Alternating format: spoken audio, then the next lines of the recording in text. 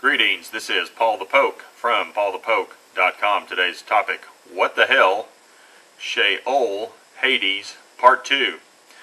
And let's get right to the bottom of it. Yes, there is fire in Sheol. Deuteronomy 32, verses 22a. For a fire is kindled in my anger and burns to the lowest part of Sheol.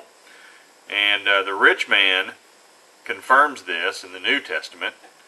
Luke 16 verse 24, and he cried out and said, Father Abraham, have mercy on me, and send Lazarus, so that he may dip the tip of his finger in water and cool off my tongue, for I am in agony in this flame.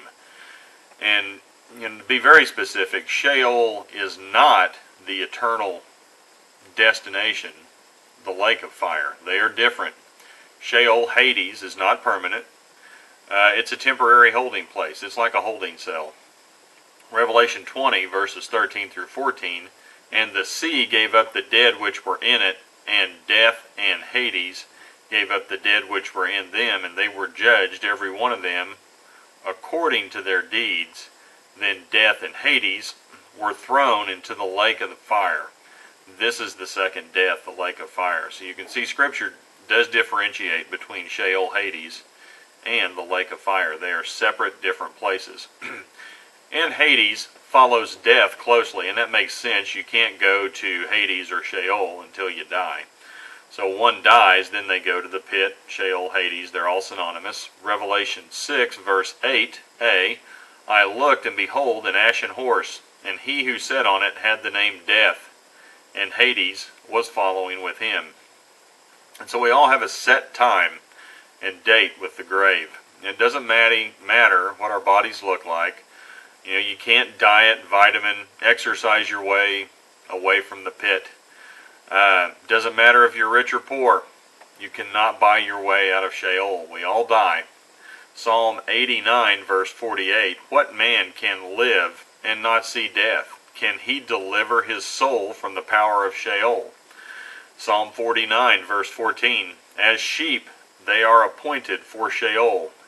Death shall be their shepherd, and the upright shall rule over them in the morning, and their form shall be for Sheol to consume, so that they have no habitation.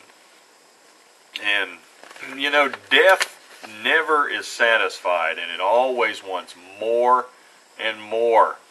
Proverbs 30, verse 16, Sheol, and the barren womb, earth that is never satisfied with water, and fire that never says enough. So, the fire of Sheol always wants more.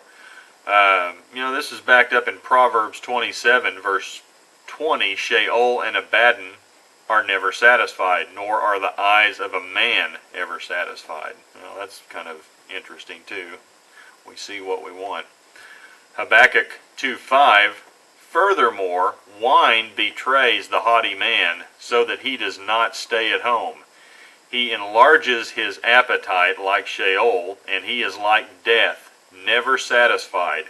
He also gathers to himself all the nations, and collects to himself all peoples. Now that's an interesting verse for several reasons.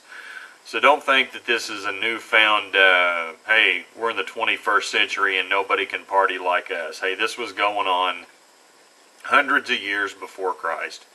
So when the drunk guy goes out, he doesn't want to do it at home. He wants to go out and party, and he's never satisfied. He wants to drink more, and it's like death. It's compared to death. It's never satisfied. And then the last part of the verse, it says, he also gathers him to himself all nations, and collects to himself all peoples.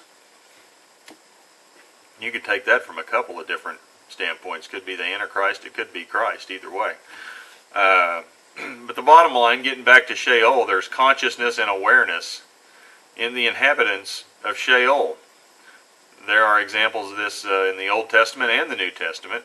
And when in the grave, King Samuel was contacted by a medium from Endor on behalf of King Saul. 1 Samuel 28, 11 through 15. The rich man Lazarus is clearly in misery, agony, and torment in Luke 16, verses 19 through 31. And Sheol itself is stimulated with the arrival of the king of Babylon. In Isaiah 14 verse 9, Sheol from beneath is excited over you to meet you when you come. It arouses for you the spirits of the dead, all the leaders of the earth. It raises all the kings of the nations from their thrones. So, a bunch of bad dictators down there in Sheol waiting to meet you if you get there. And you know, the idea of sin is equated with nakedness. And Job 26:6 communicates this in relation to Sheol. Naked is Sheol before him. Him is capitalized, so God. And Abaddon has no covering. So Abaddon means destruction. Sin is naked before God. So in the final analysis, there's no covering of sin apart from the cross work and the blood of Christ. And that's the provision for sin for humanity from God. So apart from God, sin will be exposed, it will be bare and raw, and its path leads to destruction. So it leads to Sheol and ultimately the lake of fire. Proverbs 15 verse 11, Sheol and Abaddon lie open before the Lord. How much more the hearts of men. So if you're interested in topics related to hell, please feel free to check out www.paulthepoke.com, keyword hell. Thanks a lot. Take care.